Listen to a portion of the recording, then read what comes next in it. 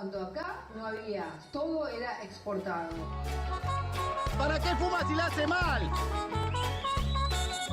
Muchas personas están privadas de la libertad por cultivar marihuana. Muchas personas están procesadas, tienen una causa abierta por cultivar marihuana. No más presos por plantar Marihuana, Mirá, me estoy poniendo tan a gusto que me fumaría un porrito, 10 años más tarde. El fiscal le pide perdón en el juicio, primer y único caso en el cual en mis años de abogado un fiscal al acusado lo podrá absolver, pero jamás le pidió perdón. Acá, antes de absolverlo, le pide perdón y después lo absuelve. No, es una apreciación tuya. ¿Vos fumás marihuana? ¿Alguien fuma marihuana acá? Agustín Aranda, Maricruz Moyano, Soledad Pedrana, Claudio Sokolsky, Canabitácora. Un viaje de saber compartido. 4ª temporada.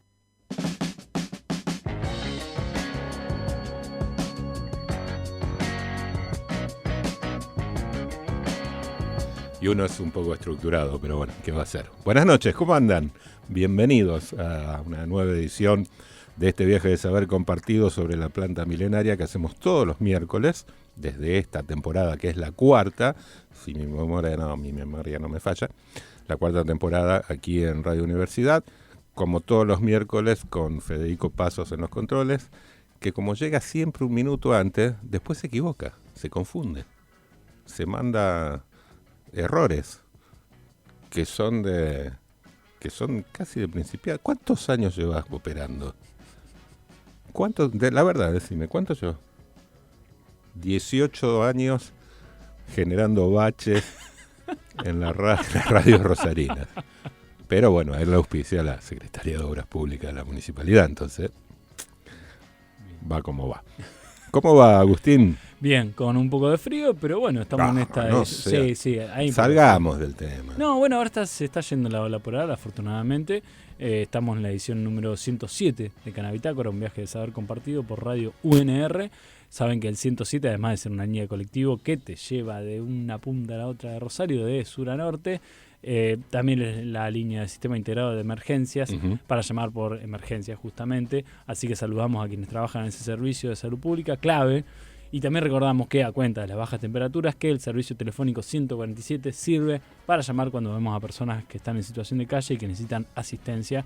Así que bueno, siempre jugamos con el número, pero esto no es juego, es importante. Si ven a alguien que lo necesita, por favor, 147, llaman. Y sí, de cuidamos hablamos y de cannabis hablamos también. La primera hora vamos a tener una entrevista con el jefe de la unidad de quemaduras del Hospital de Emergencias Clemente Álvarez, el ECA, el principal efector en cuanto a emergencia en el sur santafesino, que nos va a hablar un poquitito de cómo avanzó esta investigación clínica que se inició hace 2 años para saber cómo puede ayudar el aceite de cannabis a las personas con quemadura de grado 2 o 3. Recordar que no hay más grados, o sea, 2 o 3 no hay, o sea, para arriba no hay 4. Lo máximo que podés tener son 2 o 3. O 1, más o menos como las mínimas de esta semana. Más o menos. Pero bueno, esta investigación clínica empezó hace 2 años. Sí, recuerdo que hicimos la nota al respecto. Y les recomiendo mucho prestar atención a uno de los objetivos del estudio, que tenía que ver con cómo el aceite de cannabis podía ayudar o puede ayudar a bajar la cantidad de morfina que se usa habitualmente en este tipo de tratamientos, y que se ha comprobado que esa droga genera una dependencia física. Como no así el aceite, ya lo hemos dicho varias veces, pero no vale de más decirlo de nuevo.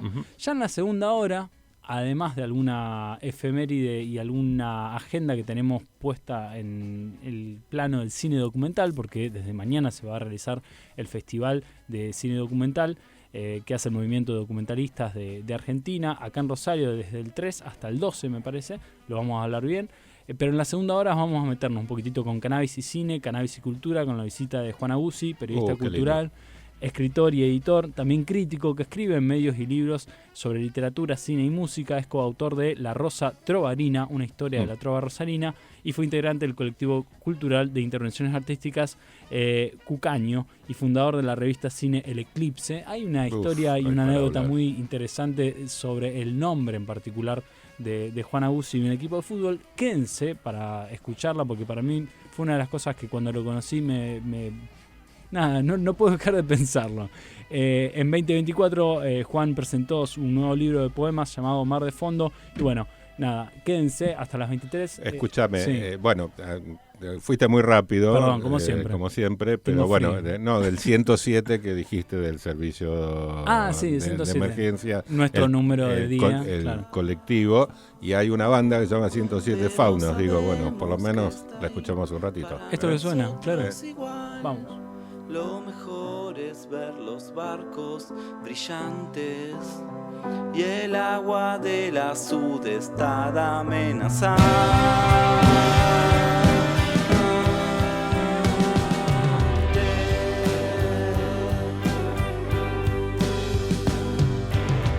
No todo está tan mal, ¿sabes? La luz entra en los ojos de formas diferentes cuando lloras, tonos geniales de celeste y de verde, tonos hermosos de amarillos y pastel.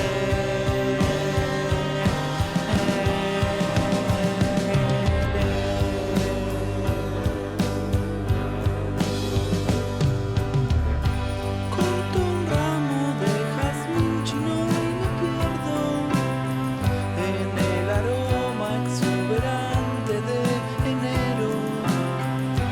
¿Cómo verás de febrero con la mano? Quiero morir cuando termine este verano.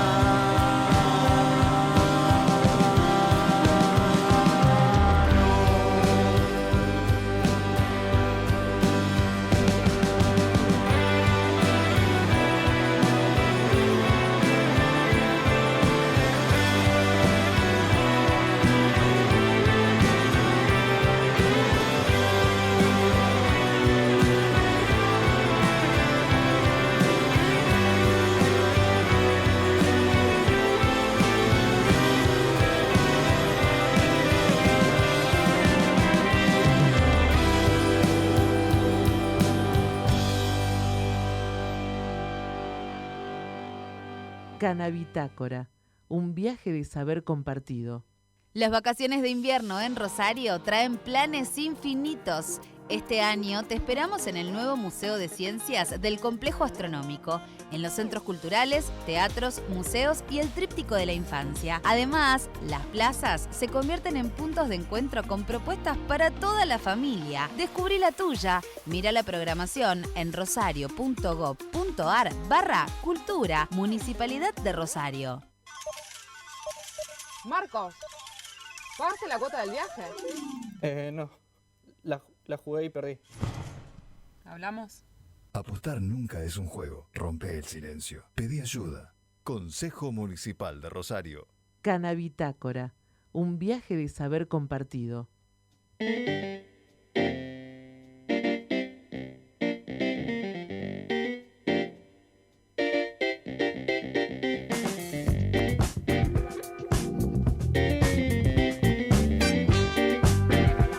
Bueno, qué rápido, 16 minutos pasaron. Creo que ha sido la intro más corta que hicimos en 107 programas. Incluyendo el tema de los 107 faunos, sí, tal cual.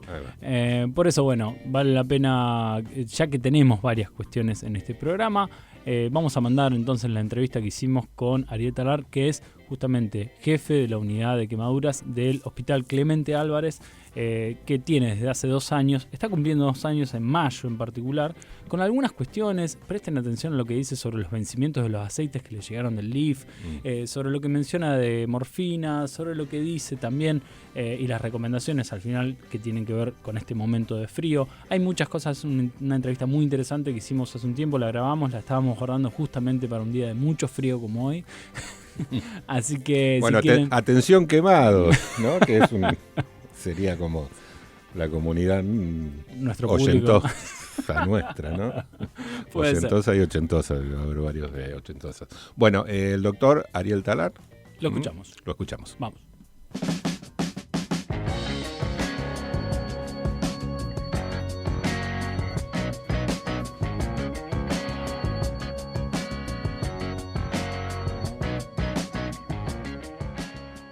Tras la pandemia, el equipo médico del Hospital de Emergencias Clemente Álvarez de Rosario observó que varios pacientes con quemaduras utilizaban aceites de cannabis para aliviar el dolor, mejorar el sueño y reducir la picazón. Ante la falta de información sobre la composición y dosificación de estos aceites, el doctor Ariel Tarán, jefe de la unidad de quemados, propuso iniciar un estudio clínico para evaluar científicamente su eficacia y seguridad.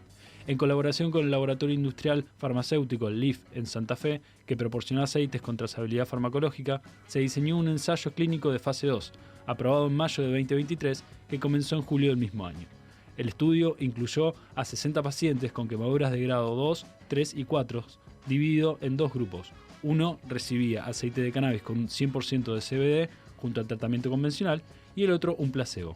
El objetivo era determinar si el aceite de cannabis podía reducir la necesidad de opioides como la morfina, minimizar efectos adversos y mejorar la vida de las personas que habían sufrido quemaduras. Para hablar de esto invitamos a Ariel Tarán. Ariel, ¿cómo estás? Hola, ¿qué tal, Agustín? ¿Cómo estás? Bien, muchas gracias por este tiempo. Bueno, hacemos una introducción ahí de este estudio. A esta fecha, ¿cuáles han sido los resultados que tienen de este ensayo clínico? Bien, en realidad hasta esta fecha tenemos reclutados 16 pacientes. Todavía no hemos hecho un corte para analizar los resultados.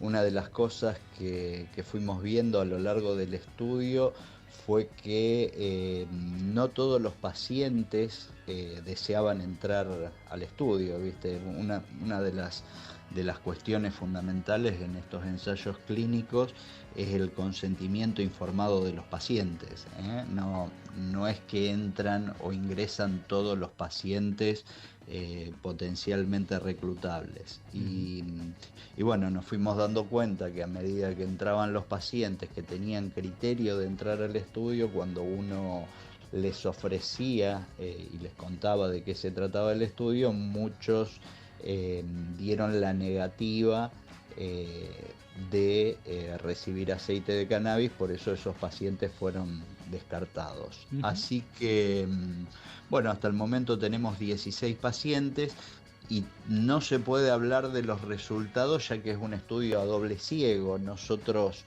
no sabemos en realidad si le estamos administrando CBD o si le estamos administrando el placebo. Así que hasta no tener el corte no vamos a poder precisar cómo vienen los resultados, pero creemos que está teniendo efectos beneficiosos debido a que de los 16 pacientes hay 9 pacientes que mejoraron mucho el tema del sueño y el tema de la picazón durante la estancia hospitalaria, y en estos 9 mismos se pudieron bajar significativamente las dosis de morfina. Pero bueno, sería muy apresurado adelantarlo, ya que en realidad no sabemos si esos frascos contenían cannabis o contenían placebo, y ha sido otra variable la que ha modificado el resultado. Esto en términos de ensayos clínicos, porque imagino que no debe ser la primera vez que ante el consentimiento informado dicen, no, mira, prefiero no. ¿Indagaron un poco más sobre las razones o pudieron tener un espacio de diálogo con esas personas que dijeron, yo prefiero no participar? Mira, la mayoría de las personas lo asocia, por más que uno le haya explicado, lo asocia con el consumo de drogas ilícitas. Nosotros incluso le explicábamos que las gotas de cannabis no tienen ni siquiera THC, pero bueno, en estos pacientes que no han querido ingresar al estudio, tuvieron resistencia al ingreso. Después también hay un montón de pacientes que tuvieron que ser descartados porque uno de los criterios de inclusión es que se haya quemado dentro de las 24 horas, y nosotros a veces recibimos pacientes derivados de otras instituciones y los pacientes se habían quemado hacía 5 días, 10 días aproximadamente. Entonces estos también tuvieron ser descartado porque no cumplían los criterios de inclusión. Claro. Dentro de este grupo de 16, las personas que dijeron que sí, ¿conocían justamente el aceite de cannabis y el uso medicinal? Sí, la mayoría lo conocía, igual uno le hace una explicación muy exhaustiva y también le dice que pueden estar recibiendo placebo y bueno, los pacientes ingresaron y dieron su consentimiento para entrar al estudio. Perfecto. Contame un poquitito cómo ha sido esta colaboración con el Laboratorio Industrial Farmacéutico, el LIF, sobre todo porque es el ente encargado de la calidad y la trazabilidad del aceite. No, la verdad que la relación con el LIF fue siempre muy buena desde el principio. En realidad nosotros planteamos el trabajo conjuntamente con el LIF. No es que fuimos a obtener únicamente el aceite de cannabis y ellos hacen la aleatorización y la trazabilidad de los aceites. Es más, como este trabajo se pensó que íbamos a llegar al N, es decir, a la cantidad de pacientes justo este año, en 2025, las fechas de vencimiento eran para julio de este año de los aceites, así que bueno, el LIF justo la semana pasada trajo un nuevo lote de aceite de cannabis y placebo, que son frascos exactamente idénticos, y se llevó los no utilizados, o sea que estamos en contacto permanente tanto con los farmacéuticos como con los biotecnólogos del LIF y bueno, también estamos a la expectativa de poder hacer el primer corte que se va a hacer en 30 pacientes para ver cuáles son los resultados. Aquí se evalúa si los resultados son muy contundentes, no es necesario alcanzar la muestra de 60 pacientes que era el planteo inicial de este estudio.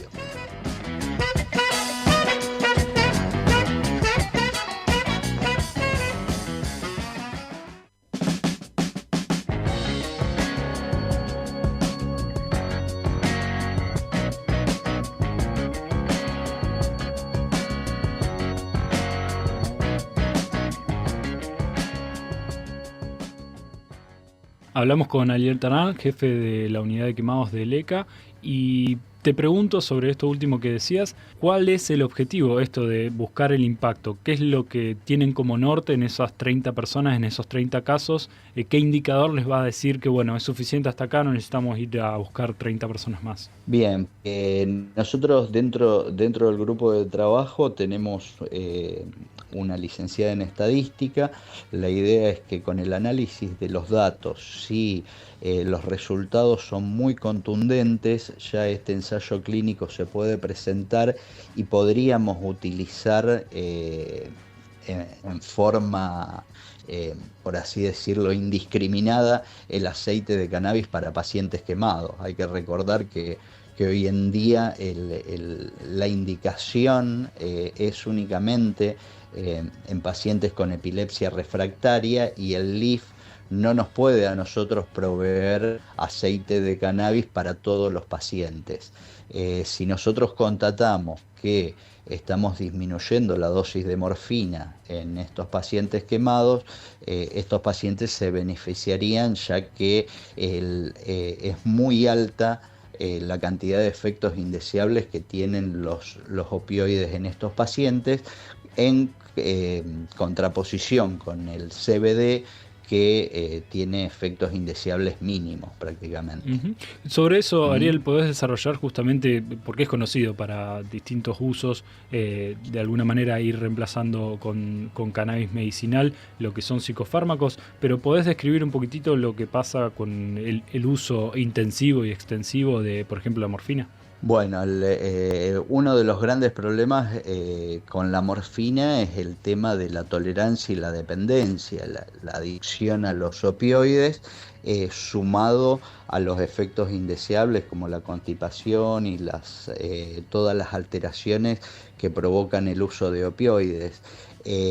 Igualmente, no se pueden dejar de utilizar estos medicamentos para el tratamiento del dolor porque las quemaduras son un tipo de trauma que es prácticamente imposible tolerarlo sin este tipo de analgésicos. Lo que estamos buscando es lo que se llama combinación farmacológica para poder disminuir el uso de opioides. O sea, usar el CBD no únicamente como analgésico, sino como lo que se llama como coadyuvante. Cuando uno lo da combinado con otros analgésicos, hace que se reduzca la dosis y se obtenga el mismo efecto terapéutico, que en este caso es la analgesia. Claro. Qué paradoja, ¿no? Que una de las cosas que se busca evitar con el cannabis es justamente la adicción a otra sustancia, y que hay personas que resisten entrar a este estudio justamente porque creen que, no sé, hay alguna vinculación con la droga de forma ilícita, la adicción y el consumo problemático, ¿no? Y yo creo que esto se está, a medida que va pasando el tiempo, ¿viste? Se va desmitificando el tema del cannabis, ya que tanto el CBD como el THC son drogas que no generan dependencia, tolerancia y dependencia, ya que tiene receptores específicos, ¿viste? Los receptores endocannabinoides. Pero bueno, los opioides sí generan una gran dependencia a veces en los pacientes. Y también otra de las cosas que se trata de evitar es el tema del prurito, que esto la morfina no lo evita, y los pacientes quemados, una vez que sus quemaduras resuelven, a veces están un año con un prurito muy intenso que les impide el sueño, la alimentación, la vida cotidiana, y en eso sí estamos viendo y vimos antes de comenzar el estudio que disminuye en forma muy importante el prurito en los pacientes quemados. Así que tendría varios efectos beneficiosos además de la analgesia. Claro, aclarar que prurito, doctor, es picazón. Claro, para el promedio de la audiencia quedaron con cara de ¿qué está diciendo, doctor? ¿Qué está diciendo? No, imagino, afortunadamente nunca han tenido una quemadura grave. Claro, disminuye mucho la picazón, a veces los pacientes no pueden dormir e incluso se lastiman en el periodo cuando ya curó la quemadura, porque la picazón es sumamente intensa, altera el sueño, la verdad que es muy complejo quemarse, por así decirlo. Claro. Doctor, apelo a su experiencia, a sus años de experiencia, ¿recuerda alguna otra instancia de este estilo, de este específico estudio clínico, pero con otra sustancia, con otro protocolo, sobre todo para tener un marco de referencia a qué es lo que estamos viviendo ahora? No, a este nivel no. A este nivel no, se han hecho muchos estudios, muchos protocolos, sobre todo de tópicos. ¿Qué son tópicos? Son las cremas con las que uno cura las quemaduras, pero a este nivel yo creo que no, debido a que recién ahora el CBD está siendo autorizado por el ADMAT, y todavía no se han disparado tantos ensayos clínicos y no han sido culminados como para que el aceite de cannabis tenga tantas indicaciones. Yo creo que podría tener un montón de indicaciones, pero bueno, faltan estudios serios para poder medir tanto la seguridad que hoy en día sabemos por bibliografía internacional que es muy seguro, y también la eficacia para las distintas patologías. Perfecto. El objetivo de estas 30 personas, de estos 30 pacientes, ¿creen que lo tendrán durante 2025? ¿Es la expectativa o ya estamos mirando al año siguiente? No, yo creo que sí. Igualmente es muy difícil predecirlo, ya que la quemadura es un trauma que tiene, viste, distintas oscilaciones. Hay meses que entra un paciente y por ahí en 10 días te pueden entrar 20 pacientes por algún tipo de accidente, pero yo creo que vamos a terminar, no sé si en el 2025, pero a mediados del 2026 yo creo que vamos a llegar a la cifra de los 30 pacientes. Aprovechamos que estamos entrando en momentos de mucho frío para recomendar y para que usted también brinde algunas recomendaciones para justamente evitar que se sumen a la fila de la unidad de quemados, sobre todo lo que tiene que ver con calefaccionar correctamente y de forma segura los hogares, ¿no? Sí, totalmente. Estamos entrando en una época donde la mayoría de los pacientes quemados son por calefaccionar y por encender el fuego con combustibles.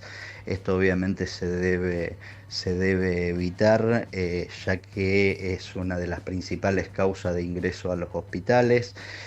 También hay que tener en cuenta que son muy frecuentes las quemaduras por líquidos calientes, o sea, las temperaturas de los calefones y termotanques no debe ser tan alta, ya que a veces, y sobre todo en niños, puede originar quemaduras. También evitar la manipulación de lo que es el gas y la electricidad si la persona no es idónea.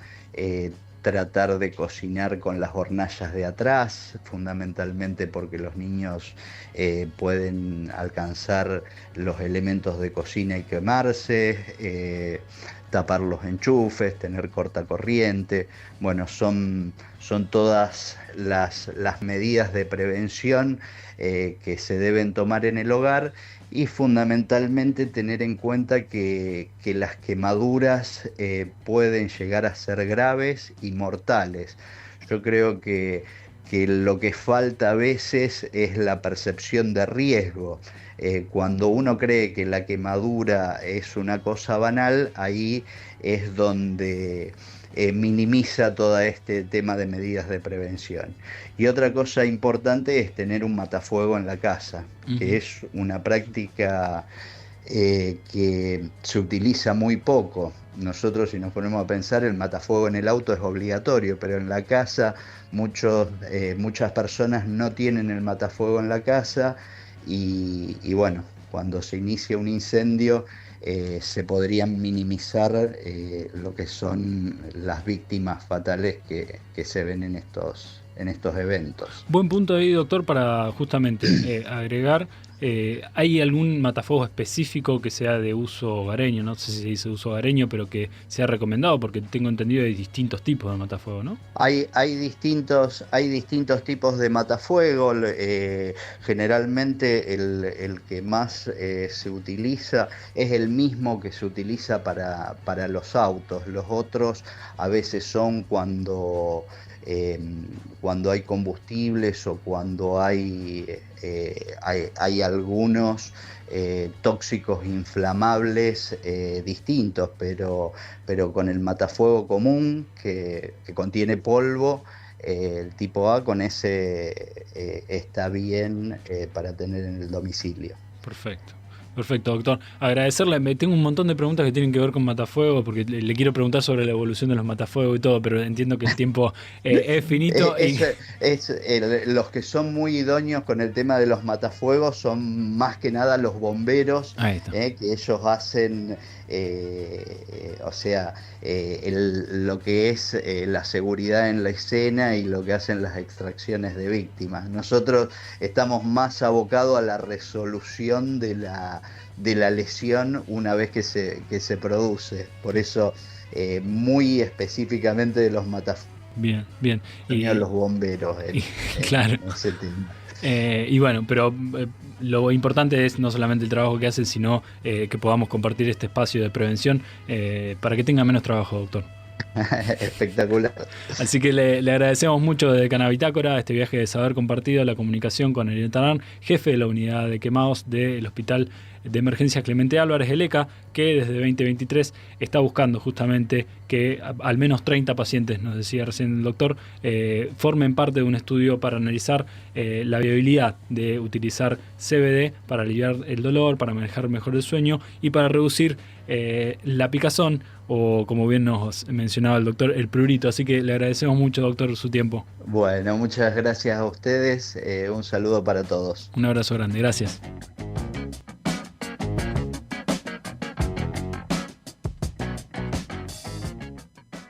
Canabitácora, un viaje de saber compartido en su 4ª temporada, ahora los miércoles de 21 a 23 en Radio Universidad.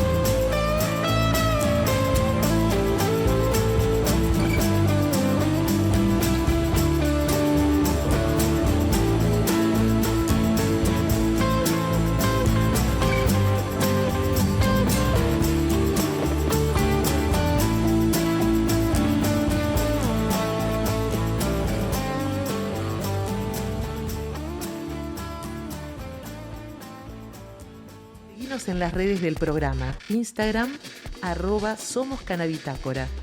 Facebook, Canabitácora. Y si querés escuchar los programas completos de la primera temporada, están en YouTube. Búscalos en Canabitácora.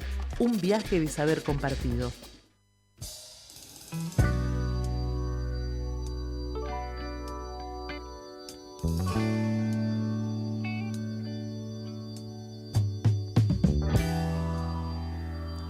Bueno, pasaron 43 minutos ya de las 9 de la noche. Estamos finalizando esta primera hora de Canabitácora, este viaje de saber compartido que hacemos hasta las 11 de la noche, los miércoles, en Radio Universidad. Llegaste todo despeinado, Agustín. ¿No estuviste peleando con una fiera?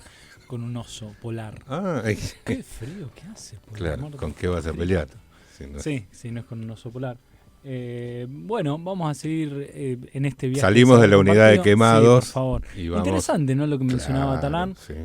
Respecto a esto, es muy propio del prohibicionismo, ¿no? De esto que está culturalmente instituido, no solamente en la parte punitiva, sino también en las personas, y como en el caso de que tiene una quemadura de segundo o tercer grado, vuelvo a decir, no hay un grado superior a eso, la mitad rechazaron el tratamiento justamente porque consideraban que tomar aceite de cannabis era incursionar en una droga ilícita.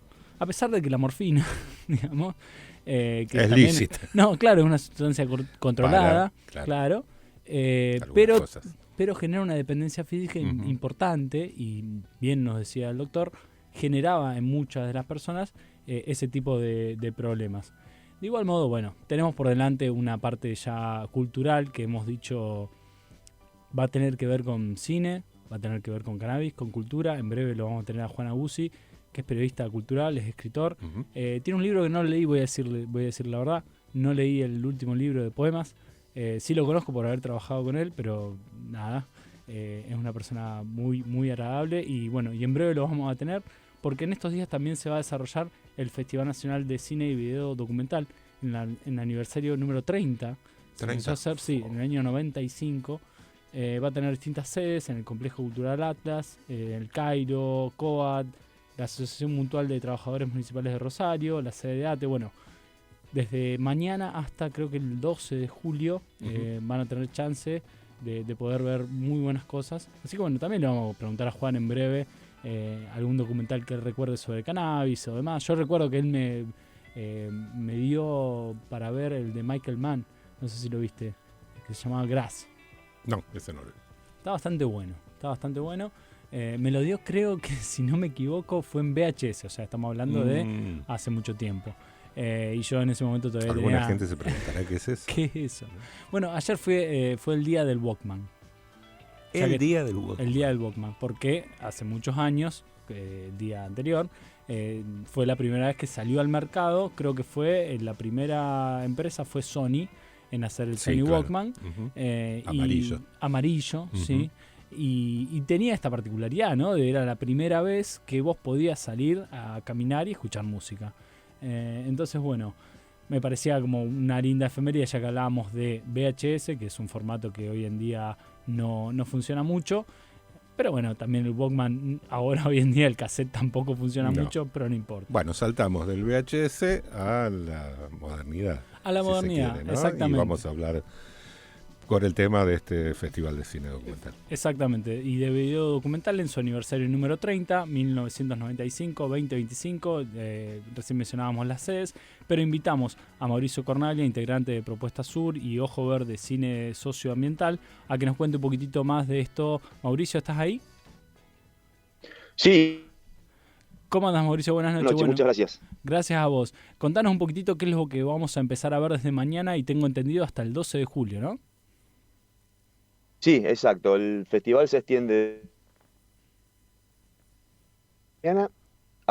Bueno, como dije, 30 años, sí, este festival que nació de la mano de un grupo de documentalistas, entre ellos, que es quien viene sosteniendo este armado junto a su compañera de vida y también realizadora audiovisual y productora, como es Susana Moreira. Miguel es un enorme documentalista con más de 50 documentales, y bueno, ¿Hay alguna fecha así particular?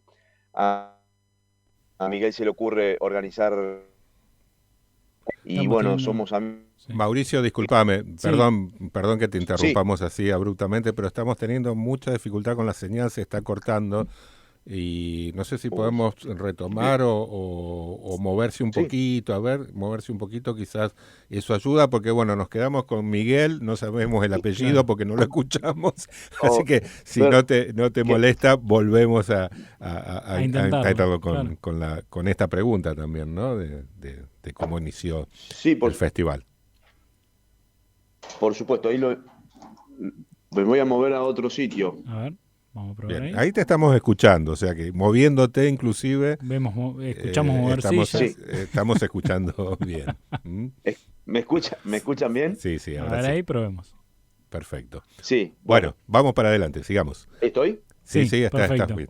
Bien, decía. Bueno, les decía que esto nació en el año 95, impulsado por un grupo de documentalistas, entre ellos Miguel Mirra, quien es en realidad quien viene sosteniendo el armado de estos festivales a lo largo de 30 años, él y su compañera Susana Moreira, que además es realizadora y productora. Miguel ama profundamente Rosario, somos amigos de hace ya muchos años y entonces cada vez que tiene algún proyecto por el estilo me convoca, me invita, me lo comenta y desde acá le damos una mano con todo esto que nos parece maravilloso por otro lado, ¿no? Así que del 3 al 12 van a estar pasando muchas cosas, no solamente proyecciones audiovisuales, sino además muestras de fotografía en 2 de las sedes, son 5 sedes a donde se van a proyectar documentales, pero también se abrió un concurso literario de literatura documental, así que vamos a tener la posibilidad también de conocer autores de textos documentales que por supuesto han ofrecido sus materiales y hay un jurado que va a determinar, va a elegir los mejores textos, como también hay un jurado especializado que va a elegir las mejores películas, ¿no? Y bueno, todo ello a realizarse mañana en la sede del Sindicato de los Docentes Universitarios, el viernes en la sede de Amtram, que es allí la mutual de los empleados municipales, en Corrientes 348, como dice el tango. Y el sábado es la apertura oficial en el cine El Cairo, precisamente con el estreno de un documental, del último documental de Miguel Mirra. Y a partir del lunes comenzamos toda una seguidilla, todos los días, en el Centro Cultural Atlas, y uno de los días también con una proyección especial sobre Palestina, con una mesa de debate muy interesante para poder después entonces intercambiar una vez vista la película. Mañana en COAT va a haber 2 proyecciones de películas vinculadas a Kurdistán y el viernes en Amtram, como les decía, las películas están dedicadas al Sahara Occidental, porque entendemos que, más allá de que sean películas que no son nacionales, como reza el festival, entendemos que las luchas son compartidas y las luchas que se dan a lo largo de todo el globo, en defensa de los territorios, en defensa de los cuerpos, en defensa de las mujeres, precisamente como vamos a poder ver en estos documentales, nos atraviesa a todos y a todas, y por eso no acotamos el festival solamente a las películas nacionales, que sí van a competir y va a haber una película ganadora, por supuesto, sino que quisimos incluir todo esto, y por eso la literatura también documental, ¿no? Claro. Entendemos que lo documental no es solamente la realización audiovisual, muchas veces automáticamente remitimos, cuando hablamos de documental, remitimos a las realizaciones audiovisuales, y lo documental está expresado en muchas otras, de otras múltiples maneras, por eso la fotografía documental también. Claro. Siempre hago la misma pregunta para quienes ofrecen su agenda y la convidamos acá desde Canabitácora, este viaje de saber compartido. Estando del otro lado del mostrador, en este caso, en tu caso, Mauricio, ¿qué te gustaría ver? ¿Qué tenés ganas de ver, ya que sabés toda la programación en estos varios días, digo, desde mañana hasta el 12 de julio? Hay mucho lindo, hay documentales que son extensos en duración y que están buenísimos, pero hay una serie de cortos de 20 minutitos, hay un corto inclusive de 6 minutos, hay una seguidilla de cortos que los reservamos, es una manera de decir, va a haber todos los días algún cortito, pero el día sábado, el día del cierre, el día 12, en el Centro Cultural Atlas, hay una seguidilla de 6 cortos antes de exponer la película ganadora, de 6 cortos que son maravillosos.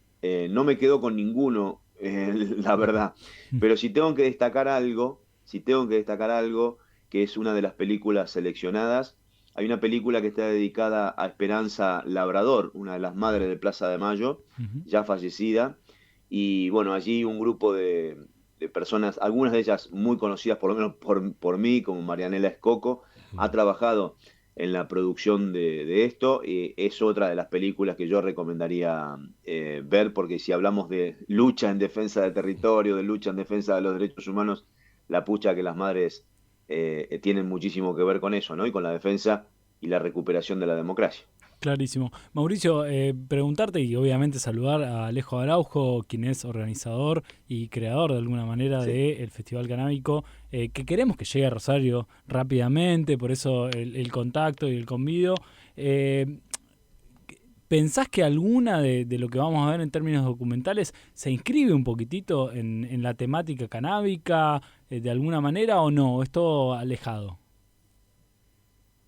No tiene un vínculo, a lo mejor uno no le puede encontrar un vínculo directo, pero sí, cuando hablamos de defensa de territorio, estamos hablando de defensa de lo más natural, de lo natural y tratando de alejarnos precisamente de lo que el capitalismo nos viene ofreciendo, lamentablemente, ¿no? Y yo allí encuentro una vinculación, ¿viste? Se ha demonizado mucho y se sigue demonizando mucho la cuestión del cannabis y demás. Yo lo encuentro, el vínculo lo encuentro por ese lado, con lo más puro, con lo más natural, con lo que realmente la Pachamama, la naturaleza nos ofrece, y en ese sentido yo creo que sí, hay vinculación con muchos de los documentales que expresan precisamente eso, que muestran precisamente eso, un vínculo directo con lo que la naturaleza nos ofrece, una relación diferente con la tierra y con lo que todo de ella surge. Así que me parece que allí podemos, si queremos, encontrar un vínculo directo con esto. Ojalá, y ya me pongo a disposición para con lo que necesiten organizar, para darles una mano, por supuesto, y a disposición. Buenísimo. Perfecto. Entonces, este jueves y hasta el 12 de julio se va a desarrollar el Festival Nacional de Cine y Video Documental en el aniversario número 30. Por eso invitamos a Mauricio Cornaglia, integrante de Propuesta Sur y Ojo Verde Cine Documental, para que nos cuente un poquitito de esto. Hay muchas sedes, lo que me sorprendió, empecé a leer sedes y la verdad está cargadísimo. Casi como el Mundial de Clubes. Así que muy bien, Mauricio, felicitarles por la organización y bueno, vamos a estar yendo a ver pelis. Bueno, buenísimo. Déjame solamente agregar algo más que me parece sumamente importante. Van a estar compartiendo una charla un compañero y una compañera como Guillermo Folguera, un enorme luchador ambiental que es biólogo, filósofo además, y que viene desde Buenos Aires, para encontrarse con Jenny Luján, que es una luchadora ambiental de Chilecito, de la provincia de La Rioja, que es miembro de varias asambleas en defensa de los territorios para que no avance la megaminería. Bueno, está viajando Jenny Luján para encontrarse con Guillermo y un grupo de compañeros y compañeras locales para llevar adelante una charla en el local de ATE a las 5 de la tarde, el 5 de julio, y al término de ello entonces nos vamos directamente para el Cairo a la apertura oficial del festival. Agendado. Y mencionar que Chilecito fue una de las sedes del Congreso de Cannabis y Salud, y bueno, después lo fue La Plata y ahora lo va a hacer el año que viene Rosario, así que vamos Chilecito. Buenísimo, buenísimo. Gracias, Mauricio, por tu tiempo. Abrazo. No, gracias a ustedes, un abrazo grande a Alejo, por supuesto. Un abrazo. Gracias. Mauricio Cornaglia, integrante de Propuesta Sur y Ojo Verde Cine Socioambiental, que nos cuenta que desde mañana hasta el 12 de julio se va a desarrollar el Festival Nacional de Cine y Video Documental en el aniversario número 30. Va a tener muchas sedes, por favor, lo googlean, está buenísima la propuesta. Nosotros vamos a entrar ya en el recreo de las 10 y una segunda hora cargada de cultura porque viene Juan Aguzzi para charlar.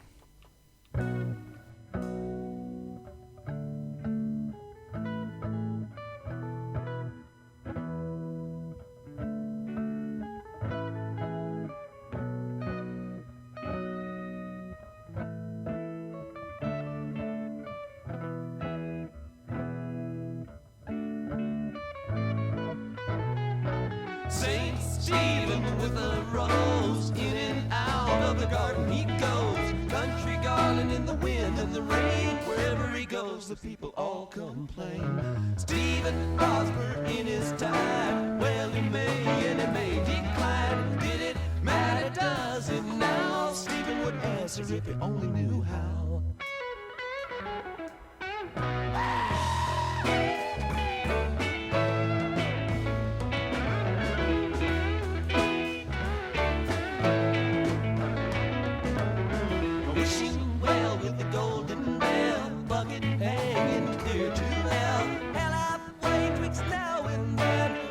Fill it up and lower down again.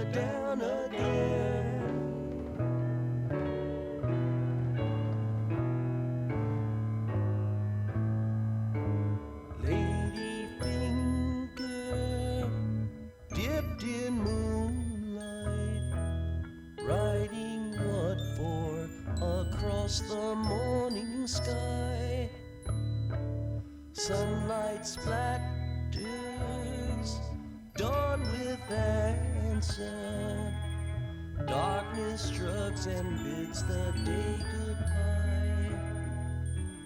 Speeding arrow, sharp and narrow. What a lot of fleeting matters you have spurned. Several seasons with their treasons, wrap the babe in scarlet covers, call it your own.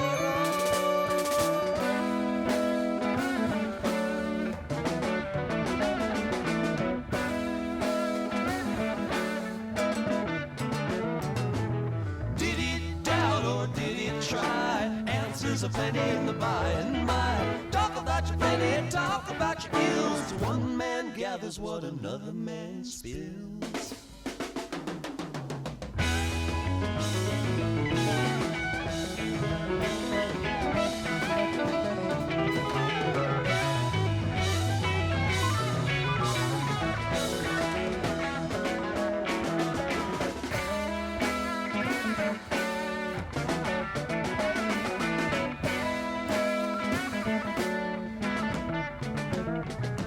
Saint Stephen will remain, all he lost he shall regain. Seashore washed by the suds and the foam, been here so long he's got to calling it home. Fortune comes a-crawling, Calliope woman, spinning that curious sense of your own. Can you answer? Yes, I can. But what would be the answer to the answer man?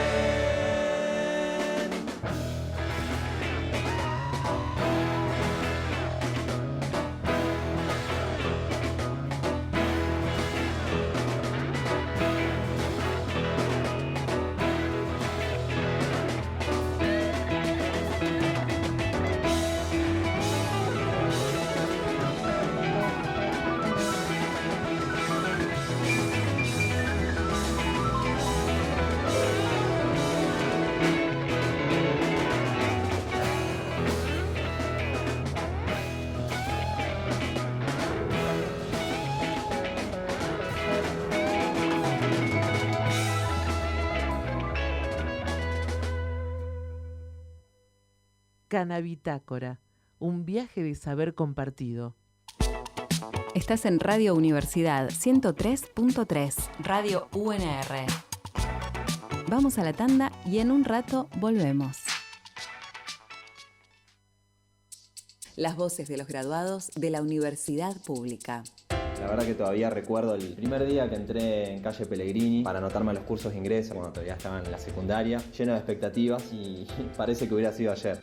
Como hija de trabajadores, llegar a la universidad pública desde otra provincia es un enorme privilegio, pero también, sobre todo, es una apuesta. Agradezco el aguante de mis 4 hijos y de mi esposo. En mi caso también soy la primera graduada universitaria en mi familia. Y todo esto se lo debo a esta universidad tan hermosa, pública, gratuita y de un valor humano excepcional. Mi paso por la universidad no fue tan fácil, ya que vivo en Rosario y me levanto muy temprano todos los días a las 4:30 para poder tomar el cole a las 5:30 y llegar a clases a eso de las 7:30. Creo que la universidad va mucho más allá de prepararse para una profesión, sino que sirve para enriquecer la vida. La búsqueda de conocimiento es parte de la construcción de identidad. Más allá de todo lo que aprendí en referencia a la fonoaudiología, también aprendí muchísimas cosas para la vida. Con respecto al mejor promedio, creo que la clave es que además de haber sido estudiante, siempre fui muy deportista. El deporte me enseñó a tener disciplina, concentración y organización, conceptos claves para llevar adelante una carrera.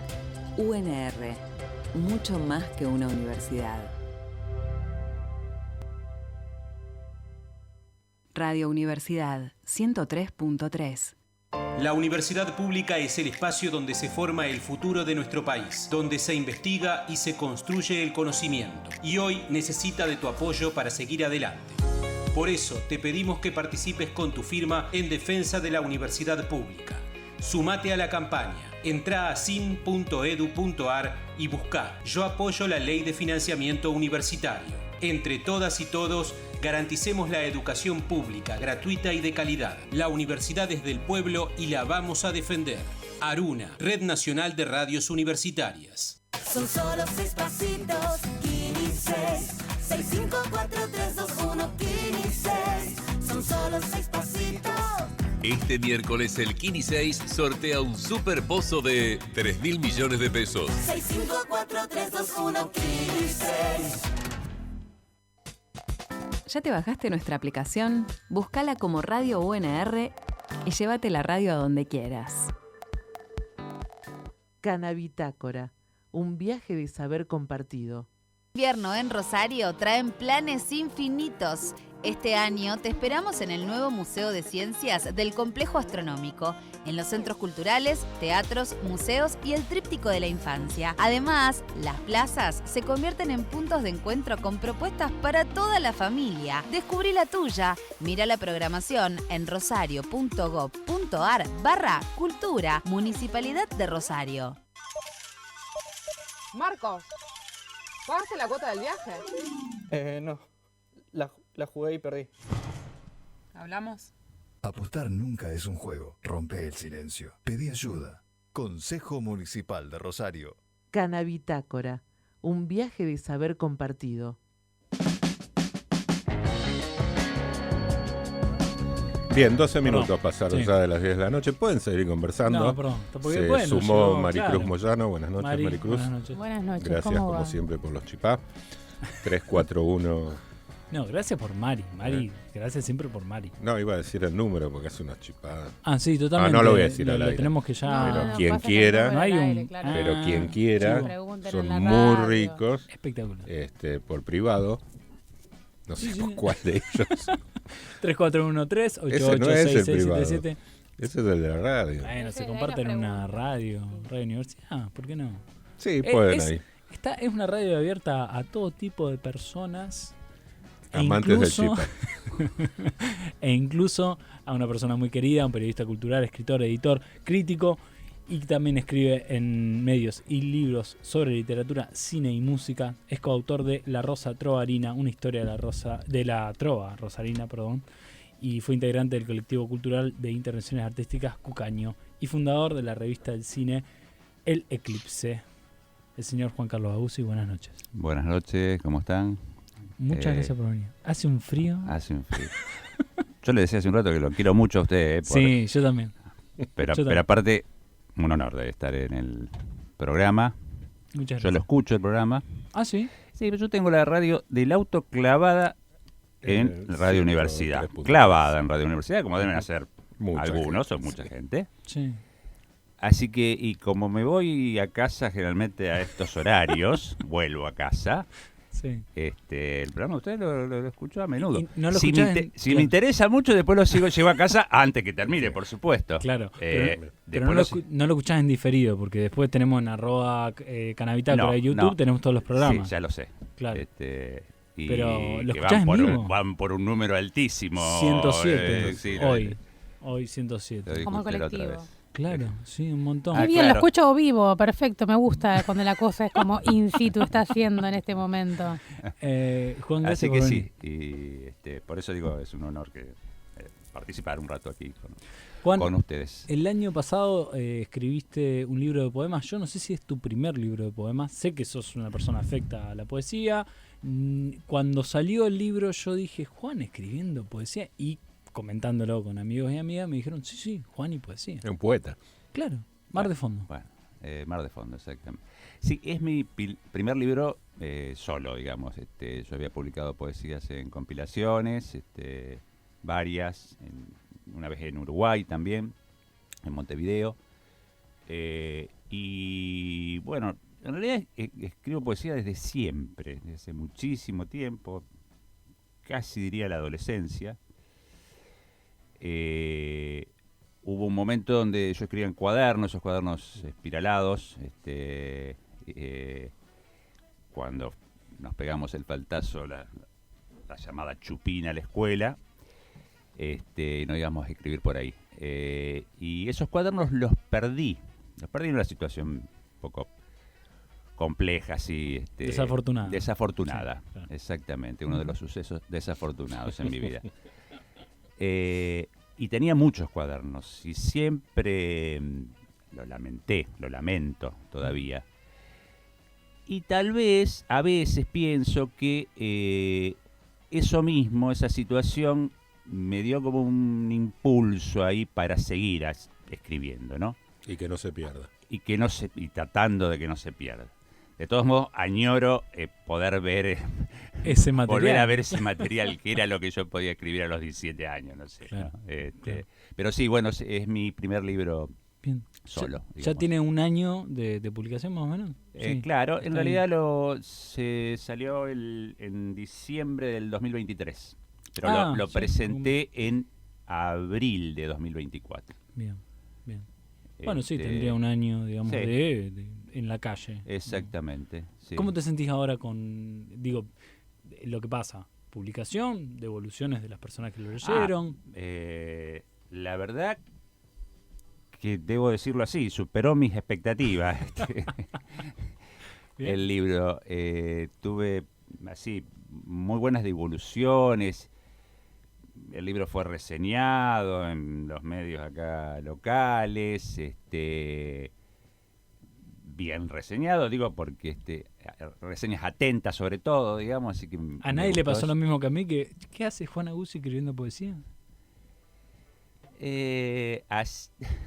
No sabría decirle. Puede ser que a mucha gente, o a alguna gente, digamos, le haya asombrado un poco, sí, puede ser. Igual los géneros son como una cosa que están ahí. La cuestión es escribir, me parece, ¿no? Digo, para entrar un poco en clima. Algo que Juan hace, no sé si desde ese momento de hacer poesía, pero incursionaste en lo que tiene que ver con periodismo cultural desde muy chico. Sí. El otro día trataba de sacar cuentas, digamos, mejor no. en cuántos medios laburé, periódicos sobre todo, digamos, y debe ser como 30 y pico de años, 35 años, no sé, una cosa así. Sí, escribí, digamos, lo que me llamó siempre mucho más es una escritura más literaria, si se quiere, digamos, ¿no? O por lo menos trabajarla desde ahí. Y sí, perdón, te quería preguntar esto de la escritura literaria y de escribir para un medio o escribir. Siento que esto que traías de los libros perdidos de 17 años, decías que tenías en ese momento de escribir. Cuadernos eran. Cuadernos. Sí. Bueno, podemos decir que tu primera aproximación en la escritura fue de ese lugar literario y fue con un poema o poesías que eran más capaz que para vos que para un otro porque no la estabas publicando ni con ánimo de mostrar. Y no había editores ni nada de gente que te diga, mira, esto va para allá. Claro, quería preguntarte Pasa cómo... que para eso había que estar en un círculo también, que quizás no. No, sí, pero bueno, ¿por dónde pasaba ese poner en palabras? ¿Recordás más o menos de qué iban esas poesías y si pudiste recuperar algo de eso en este libro, algo de eso que te resonaba a los 17, cómo lo veías, cómo lo comunicabas ahora de vuelta? No sé si recuperar, la verdad que no lo sé, por eso decía antes de que me encantaría poder volver. He tenido sueños, les cuento, digo, con esos cuadernos durante muchos, sueños recurrentes. Aún hoy diría que vuelven por momentos con esos famosos cuadernos. Yo algo en el libro, bueno, olvidé traer un libro realmente para que... Bueno, pero estabas caminando en el medio del frío, sí. Que siempre es abrasador. No lo tenía conmigo, no me di cuenta. Pero algo cuento ahí en unos prólogos, un par de prólogos que hay en el libro respecto a esto, ¿no? Pero es así. No lo sé muy bien, digo, lo puedo imaginar, pero no lo recuerdo con certeza, digamos, ¿no? Uh-huh. De todos modos, creo que tenía mucho que ver con algo muy vivencial, muy del momento. Yo era muy lector en ese momento de la poesía surrealista, por ejemplo, y ahí nomás también con la literatura Viking, la poesía Viking, ¿no? Y lo que yo recuerdo así, pero no es fehaciente, es que tenía que ver, las imágenes que yo trabajaba en ese momento tenía que ver con ese tipo de poesía, digamos, ¿no? Breton, Rimbaud, Éluard, Ginsberg, que yo leía Aullido y me voló la cabeza, Jacques Kerouac, Lawrence Ferlinghetti, el mismo William Burroughs, uh-huh. Pero que en ese momento se me escapaban algunas cosas. Los libros, a él se le escapaban algunas cosas también, ¿no? Como por ejemplo como algunos disparos. Claro, sí. No, y destacar que estamos hablando de escritores y poetas, no de jugadores de fútbol. Claro, empezó a nombrar como así. Línea de 4 con... Claro. Pero bueno, sí, un poco por ahí iba. Pero tenía que ver con mis vivencias de ese momento, que estaban un poco entre una vida algo hippie, algo militante también. Iba por ese lado un poco. Uh-huh. Igual tiene algo, esto de perder las cosas iniciáticas tiene algo de bueno importante, porque aquellos que alguna vez escribimos, yo publiqué un libro de cuentos también cuando era muy jovencito, uh-huh. Y generalmente lo iniciático, lo primero, después de varios años, da como un poquito de vergüencita ajena, porque a uno le faltaban recursos, elementos que te los da la vida, los años, ¿no? La práctica. Sí. Sin duda, quizás sea mejor perderlos que encontrarlos. Te lo digo por experiencia. Está bien, puede ser. Porque Claudio lo encontró, me parece. No, yo tengo que me quedan como 2 libros publicados. Claro. De llegar a publicar, ¿no? Mira, yo igual puede ser lo que vos decís, pero me gustaría, de todos modos, ver eso. Porque era podemos hacer así una especie de la búsqueda del tesoro, tirar algunas algunas cuestiones por dónde pueden estar. Me parece que te va a ir a otra provincia. Definitivamente no. Qué pena, che. Vas a involucrar gente que... Claro. No, pero estaríamos ayudándolo, ¿no? A recuperar lo perdido. No. Te digo, Claudio, son irrecuperables porque en realidad alguien los hizo desaparecer. O sea, tipo los cuadernos exactamente. Una persona asustada, mi propia madre en realidad. Bueno, ya entren de confesiones, mire, les cuento todo. Es la tragedia madre-hijo. ¿no? Junto a libros, a otros libros, en una situación delicada. Me imagino. Así fue. Mira. O sea que nunca más, no había posibilidad alguna. Claro. Juan, me quedé pensando mucho en esto de tratar de escribir a partir del surrealismo como vanguardia, tal lo entendemos del siglo XX, es más la descripción de sensaciones, de alterar lo que medianamente las ficciones estandarizaron en algún momento. Lo digo desde cualquier punto de los formatos artísticos, pero siempre se estandarizó cierta narrativa. El surrealismo viene a romper eso y viene a plantearnos sensaciones y viene a describirnos sensaciones. Y para mí eso es muy cercano al cine. ¿Cuándo vos te encontrás con el cine como tal en estas coordenadas? Tal vez también para esa época. Para esa época. Sí. Bien. Sí. Yo soy primero, me reivindico como cinéfilo sobre todo, digamos. Más allá de, bueno, de escribir, de haber estudiado cine, pero fui cinéfilo de inicio y lo sigo siendo, lo que más me gusta. A veces me gusta escribir sobre cine particularmente, pero lo que más me gusta es ver cine, así que... No me hagan escribir. Es así. No, algunas cosas me dan ganas de escribir. Ahí va. Algunas películas me dan ganas de escribir algo. Uh-huh. Pero sí, también empecé en esa época, era un nacido visitante a las salas, que todavía había un montón de salas acá en Rosario. Y bueno, yo iba al cine cuando se daban películas, por ejemplo, en el Capitol, en la sala de Capitol, se daban películas a las 10 de la mañana. Era una cosa maravillosa.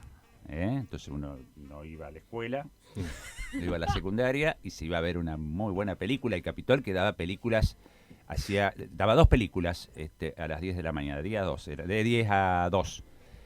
Después hacían un intervalo y empezaba después toda la tarde a partir de las 4:30 de la tarde. O sea, no almorzabas directamente, almorzaba después de las 2 de la tarde. Sí, picoteaba algo después, pero daba películas cine alemán, cine francés, Islam, no precisamente, más un cine ya más, más nuevo, más para acá, del nuevo cine alemán, a lo mejor algunas cosas de Fassbinder, Wenders, Wenders, ahí va, bien.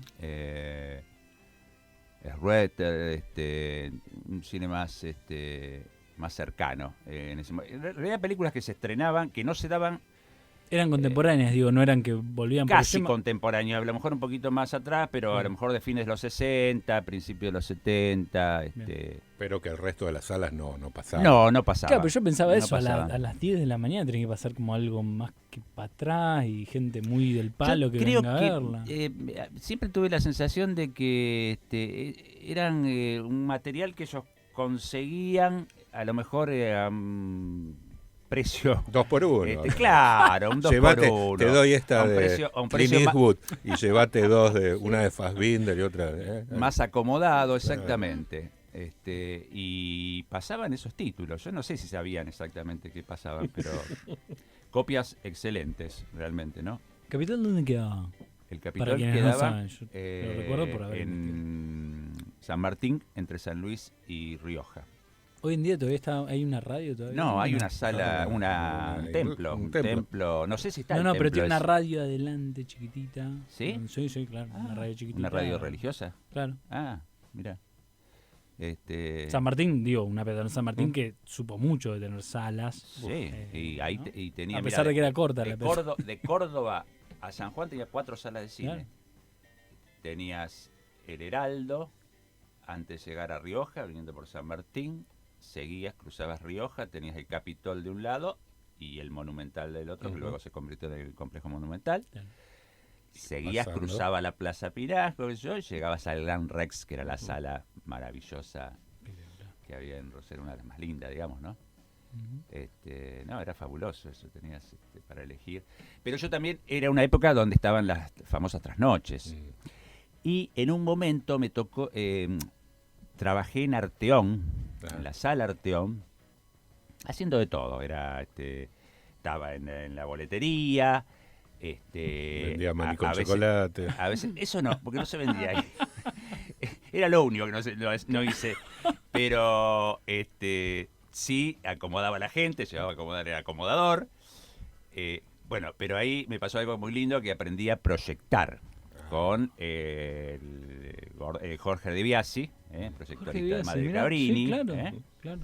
Bueno, él proyectaba ahí. Y bueno, me enseñó a proyectar. ¿Recordás la maquinola? O sea, tenía... era maravilloso porque además teníamos cuando estaba rota la cinta, lo compaginábamos, empalmábamos. Hermoso.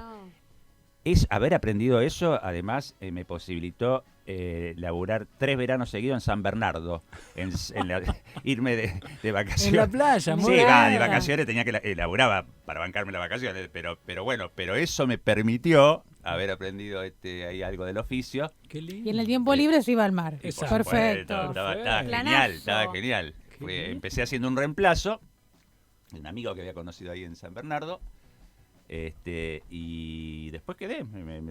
Si quería volver el próximo año, dije que sí, por supuesto. Así que estuvo genial. Bueno, en Arteón, que hacía todas esas cosas, estaba Zapata ahí, Néstor Zapata, Claro, Néstor. y el padre, en realidad, el que manejaba la sala era el padre. Néstor venía, qué sé yo, pero estaba más afectado a lo teatral. Ahí se pasaban los famosos trasnoches de Arteón, que eran, pasaban, por ejemplo, Woodstock, y Woodstock claro. había colas de gente que daban, empezaban ahí en la puerta del cine, en Sarmiento, y daban la vuelta y llegaban hasta Santa Fe. Se encontraban, a veces se cruzaban con las colas que había en el Cairo, a lo mejor se había un trasnoche, que también en el Cairo había trasnoches. Y no sabías qué películas iba a ver. Te confundías, charlabas con uno, fumabas uno y terminabas en otra sala. Y cruzabas. Exactamente. Claro. Bueno, ahí había un cine maravilloso, artístico, casi todo, fundamentalmente, y nos permitían a veces el programador de alguna intervención, digamos, decir, che, a ver, podemos traer, mira, hay un listado de películas que se podían traer. Ahí lo que se exhibía en Arteón ya no eran estrenos, ¿no? Sino que eran películas que ya se habían estrenado, pero con mucha repercusión, o no tanto, pero películas artísticas, ¿no? Eran cine artístico, creo que en ese momento como Arteón. Después, al mismo tiempo, la gente de Arteón pasaba también en la sala Pau Casals, que se pasaba cine también. Ahí. Pau Casals, recordá, para Pau la Casals, audiencia. frente a la Facultad de Humanidades. Ajá, bien. También se pasaba cine ahí. Bueno, y ahí, bueno, se veían un montón de cosas, qué sé yo. Traíamos Satiricón de Fellini, por ejemplo, digamos, ¿no? Cosas maravillosas realmente. ¿Y te permitían decir, che, pongamos tal dentro de la selección? A veces sí. ¿A veces Sí, ahí yo estaba, digamos, curtiendo un poco la cuestión de el gusto, fundamentalmente, el conocimiento sobre algunos realizadores, de algún tipo de cine, el género sobre todo, y a veces podía señalar, digamos, algo como no pueden traer tal cosa, qué sé yo. Una película que se llama, Miralo a Godard, no lo dejas entrar. No, mirá, sí, había algo de Godard, lo que se pasó el desprecio ahí, y alguna que otra más. En esta ciudad no se podía pasar sin aliento, pero bueno. Perdón, perdón por el chiste, yo estoy en la vereda enfrente, era un montón. No sé, capaz que en esa época sí. Hablamos con Juan Aguzzi. Juan nos vino a visitar en esta segunda parte del programa, que es una parte que hemos denominado Cultura. Exactamente, de la caja de fósforos a el frasco. Tiene que ver con alrededor de 50 años de cultura canábica en Rosario. Y de eso vamos a hablar, porque nos veníamos hablando mucho de la cultura, de lo periodístico, ahora vamos a hablar un poquitito más de antes, eso. Porque quiero volver a esto del cine, por la pasión del cine y la programación. ¿Qué pensás de esta nueva época donde en varios lugares he visto que se han armado, ¿no? Como tratando de retomar esta cuestión de ir a ver una película, debatir después. El cineclub. No sé si llamarlo cineclub como era anteriormente, pero hay como una búsqueda de retomar eso. Sí. Yo te digo, soy parte de eso con El Eclipse. Mirá, no lo sabía y justo está. El Eclipse es una revista que hicimos con algunos colegas, Gustavo Galupo, Pablo Romano, Rubén Plataneo en su momento, Fabián del Pozo. Varios realizadores también. Realizadores, claro. por supuesto. Una revista que hace 20 años que la sacábamos impresa, una muy linda revista, permítame que lo diga, porque cuidábamos mucho la edición, era una revista, intentábamos que sea cine escrito, ¿no? Un poco, no sé si lo pudimos hacer, pero bueno, la revista al menos gráficamente estaba muy buena. Tal es así que hicimos 8 números y después ya no pudimos sacarla más, digamos, ¿no? Se volvió muy oneroso. Sí, exactamente. Pero bueno, luego estuvimos, como dije, hace 20 años la sacamos, estuvimos los otros 18, 17 tratando de reeditarla, de hacer algo nuevamente. Y finalmente, hace 2 años, un año y medio, volvimos a hacer una página web. Es el eclipse2.wordpress.com.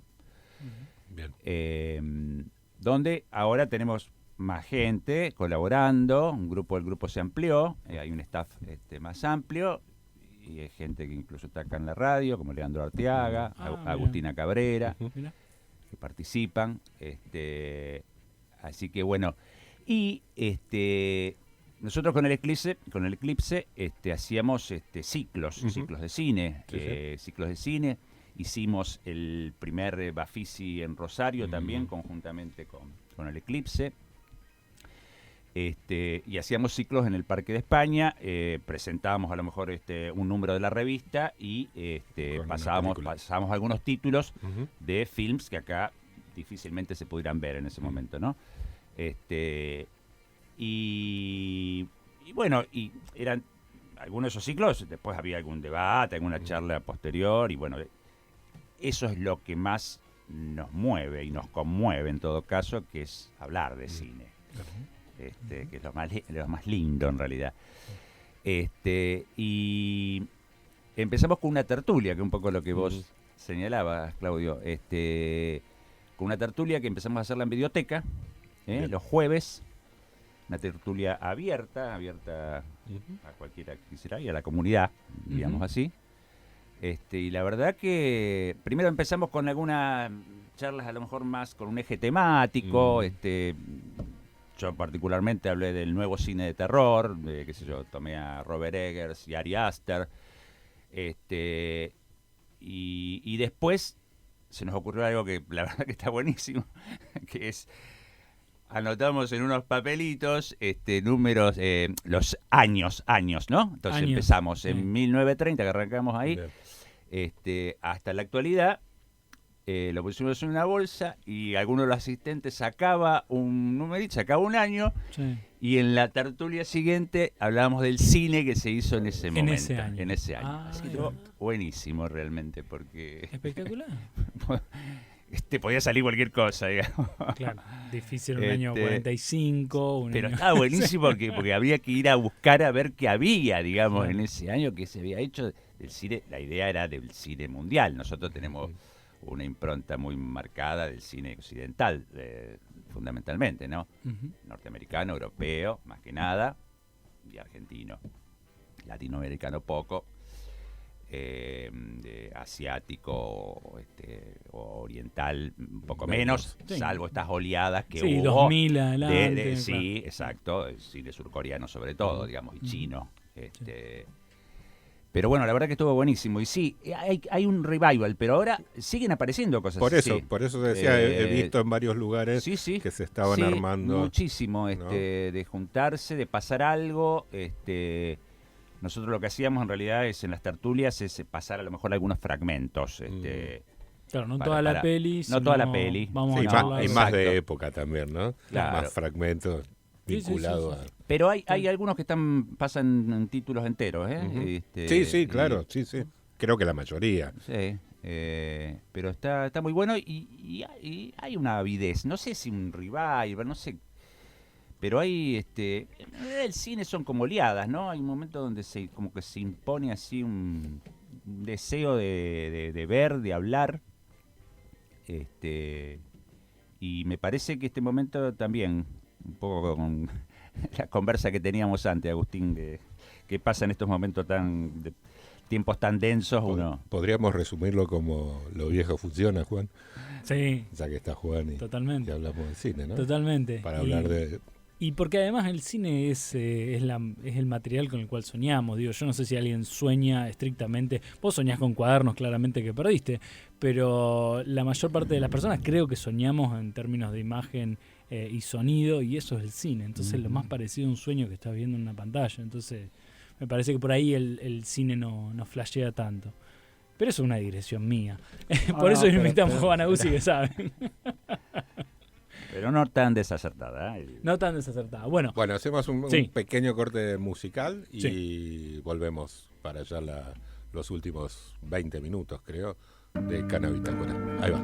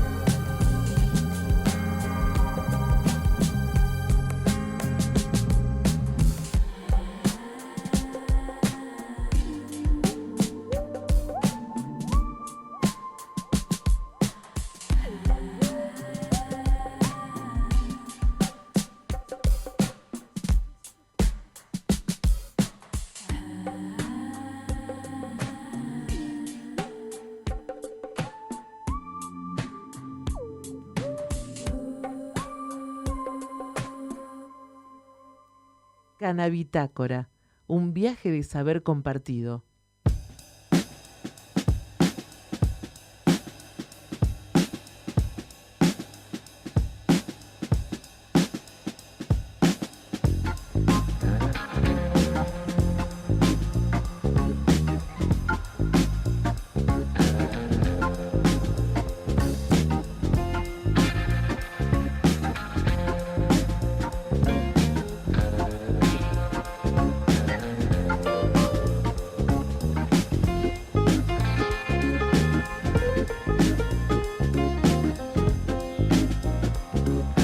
Últimos minutos de Canabitácora en su edición 107, este viaje de saber compartido que hacemos todos los miércoles de 21 a 23, en este caso en la segunda hora que hemos mencionado como la hora recreativa, cultural.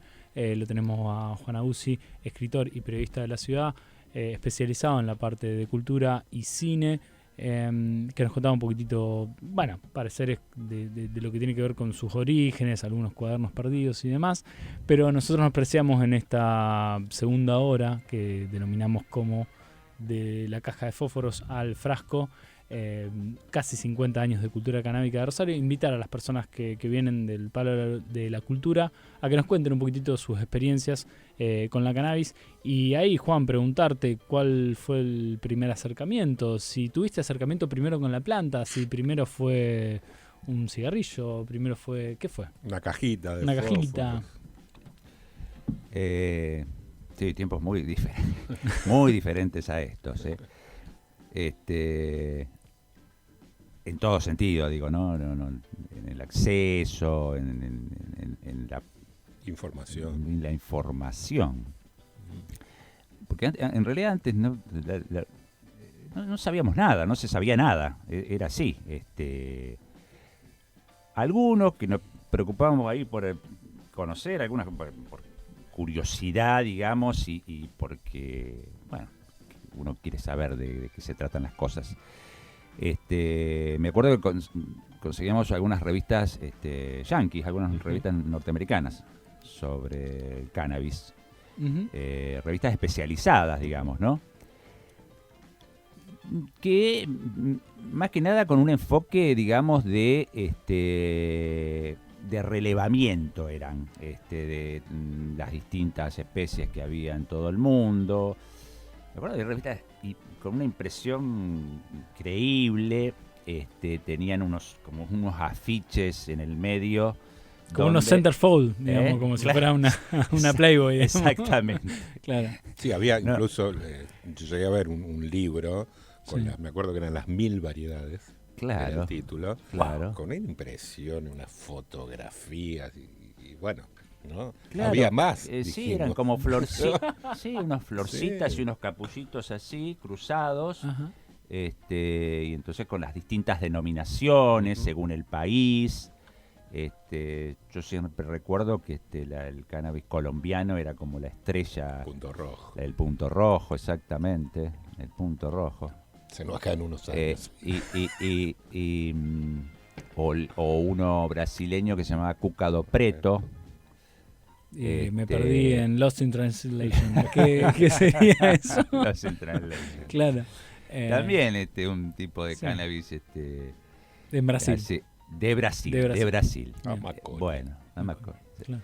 Bueno, eso. No, y mi primer contacto también, difícil saberlo. Debo haber fumado algo,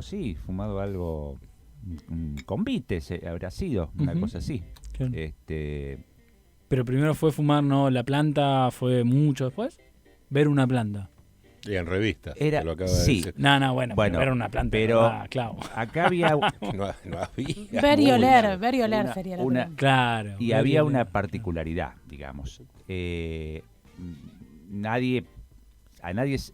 Sí, a algunos se le ocurrían tener alguna plantita en algún balconcito, en algún lugar. De hecho, yo les cuento siempre a ellos que en principios de los 80 circulaba un librito clandestino llamado Cultivando en el Placar, que lo conseguí y lo tengo, ¿no? De un rosarino, escrito con un rosarino, donde, bueno, te enseñaba las técnicas de cultivo en el placar, ¿no? Sí.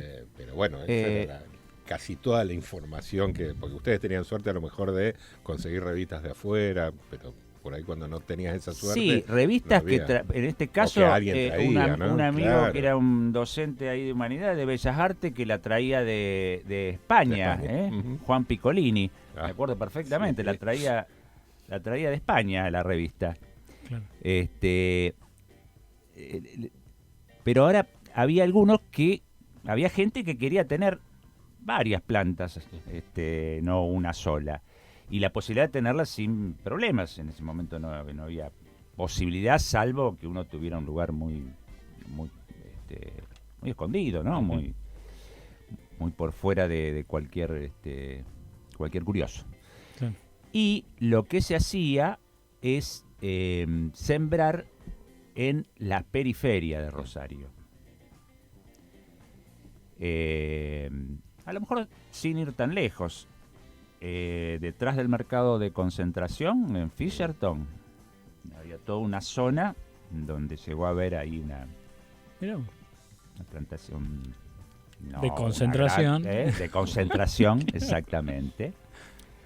Era todo. Era nuestro Jauregui. Vos decís que teníamos un Jauregui, un fumo de Jauregui ahí. Nuestro Jauregui era ¿no? Máximo Paz. Ah. Máximo Paz, acá, que era la localidad más cercana. Máximo Paz, que era el cáñamo industrial, digamos, claro. ¿no? Uh-huh. Hay más o menos creo del tamaño de la de Jauregui, era la de Máximo Paz. Uh-huh. Era una cosa impresionante. Yo nunca volví a ver algo así, digamos, ¿no? Usted sacaba la cabeza por la ventanilla del auto y veía. Estaba a 15 kilómetros y ya ¿dónde había un aromillo ahí. Habría que preguntarle si queda alguien a Pedro Peretti, que es de Máximo Paz. También. Sí. Habría que preguntarle si queda alguien como para contar esa historia, que muy pocos la conocen, ¿no? A Máximo Paz venía gente de todos lados. Uno podía encontrarse con gente de Córdoba, con gente de San Luis. Y no había que hacer mucho, porque las plantas caían sobre los alambrados, digamos, ¿no? Es decir, no había ni siquiera que ingresar al campo, aunque muchos lo hacían. Eso provocó que en un momento los chacareros se pusieran de mal humor. Al principio no pasaba nada, pero... Todavía no existía la soja, recuerden. No, exactamente. Para todos ustedes. Exactamente, claro, así no que existía ese eso. fue nuestro Jauregui, Máximo Paz.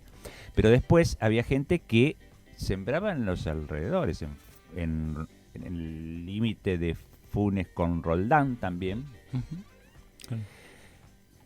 Eran algo así como pequeños montecitos. Estamos hablando de 10, 12 plantas, digamos, ¿no? Después dijo, también giró a gente que planta en la isla. Por supuesto, sí. Un poco también. Sí, exactamente. Un poco también cuando llegó la soja se fueron a la isla. En Pérez. O los desarrollos inmobiliarios. Se cultiva muchas flores y ya nos había hecho el Juli Quinteros, nuestro consultor, ¿no? De cultivo, que el agua de Pérez contiene algunos minerales diferentes al que estimulan la floración, ¿no? De las plantas en general. No me acuerdo ahora qué fósforo, no sé, no me acuerdo qué era, pero bueno. ¿Qué elemento tenía? Así que supongo que algún cultivador de Pérez habrá aprovechado. Sí, claro. Tal cual. Juan, te pregunto, y porque también ahora en breve viene Vino de Conversación, que en este miércoles, siempre que mencionamos miércoles de sustancias, en Radio Universidad estamos nosotros, después está Vino de Conversación.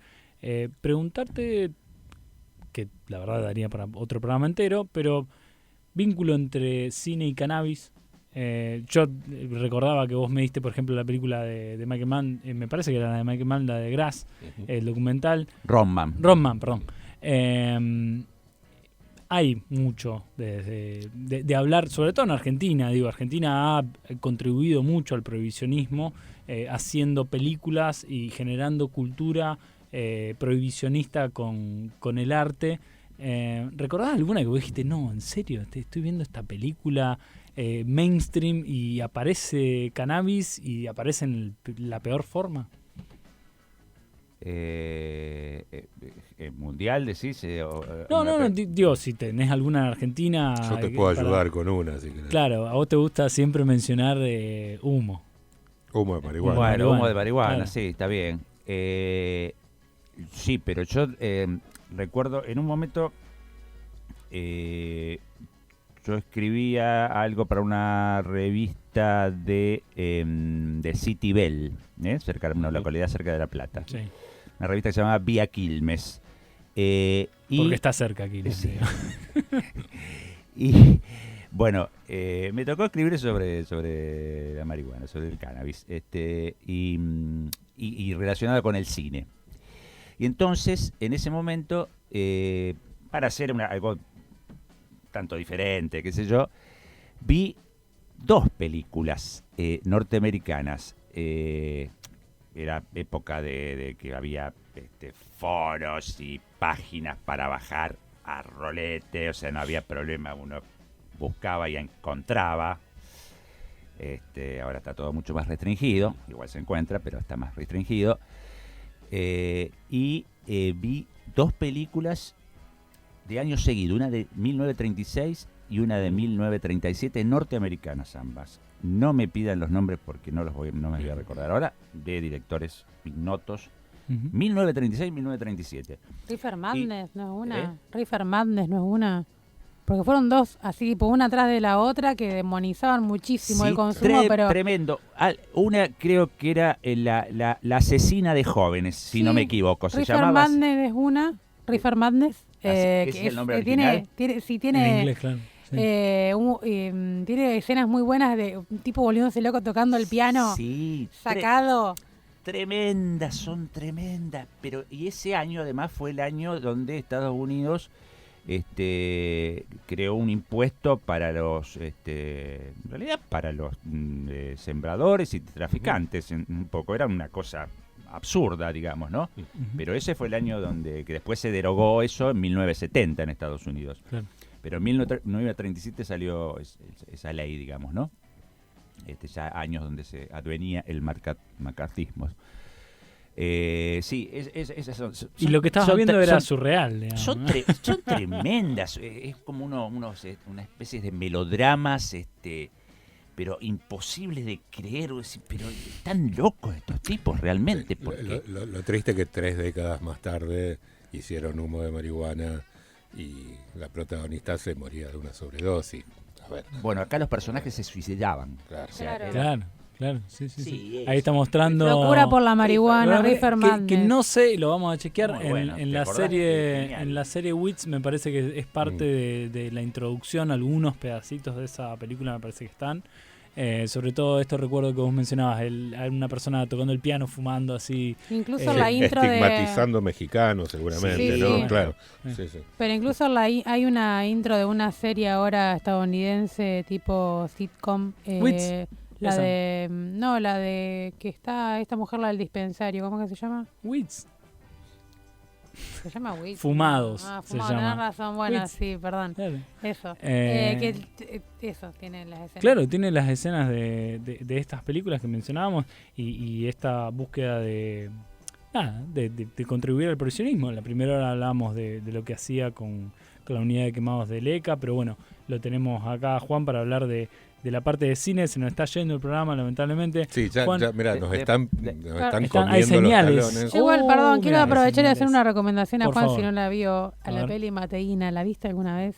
Película uruguaya. Claro, vos te va a encantar Mateína. Mateína quizás te guste Dale mucho. la sinopsis. Es una sociedad más o menos futurista, utópica, en la que está prohibida la yerba mate. Ah, qué bueno. No es tan futurista porque es de Uruguay, entonces... Sí, pero bueno, digamos, sí. Allá el tiempo pasa de otra manera.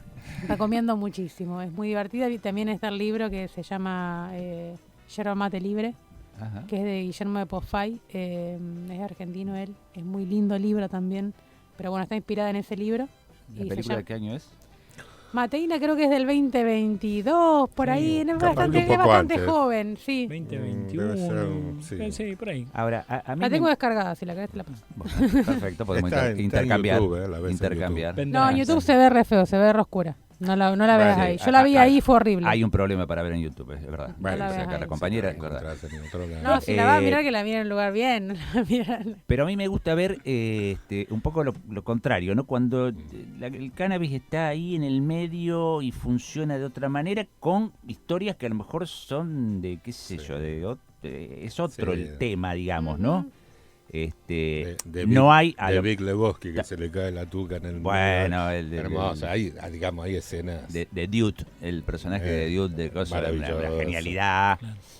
Bueno, esa película del Big Lebowski, pero hay otras.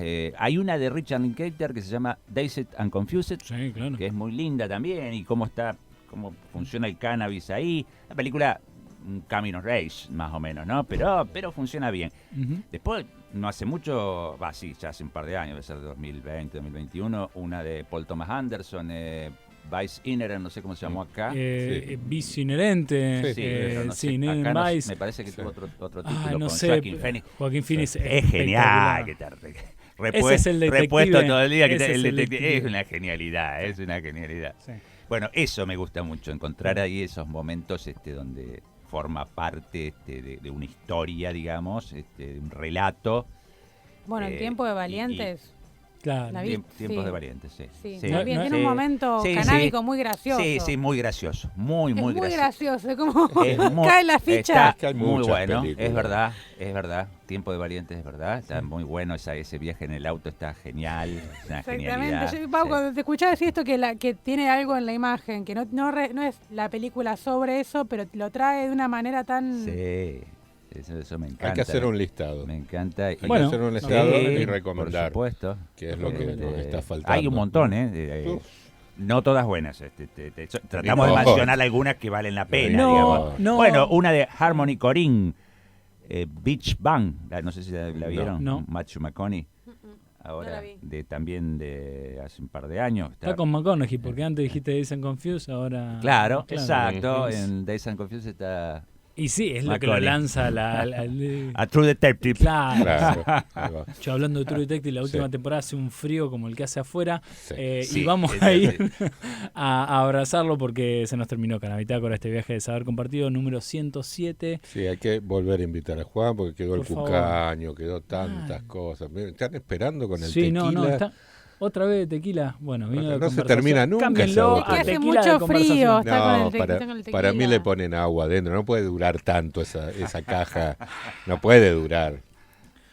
Bueno, Marcelo, agradecerle a Juan Ausi, lo vamos a volver a traer. Ha sido un placer, gracias a ustedes por la invitación. Mil gracias, aparte que gusto. nos dijiste que nos escuchás en vivo, algo que no pasa casi nunca en este programa. Maricruz Moyano, Claudio Sokolsky, Federico Roberto Pasos en los controles. Nosotros nos volvemos a encontrar el miércoles 21 horas. Que tengan un lindo fin de semana. Un abrazo.